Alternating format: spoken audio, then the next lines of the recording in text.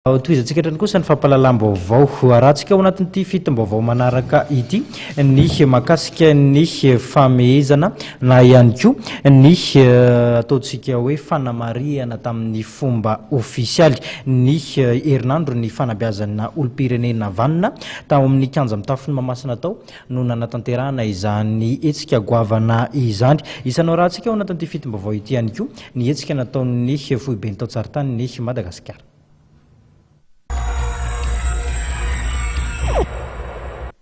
No mariana ofisialy omaly ny herinandro an'ny fanabeazana ny olom-pirenena vanina natao teny amin'ny kanja mitafony Mahamasina. Tao anatin'ny 10 taona no nisiany tetikasa momba ny fanabeazana olom-pirenena vanina teo anivon'ny ministeran'ny fampianarana. Mpianatra hatrany amin'ny 3 tapitrisa no nahazo tombotsoa tamin'ny fisian'ny tetikasa. Ankoatra izay dia mpampianatra sy mpanabe maro ihany koa no efa nahazo tombony tamin'izay.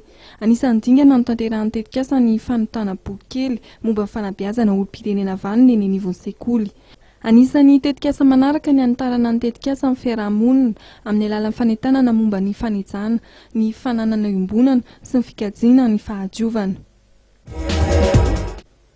Raha borna geodezika laharana aotra miisa 220 entina nampiana ireo mpandrefitany amin'ny asasany no kasain'ny foibeton tsaritany malagasy apetraka amin'ireo faritra avy eto amintsika dia amin'ny laharana 10 izy ireo ankehitriny.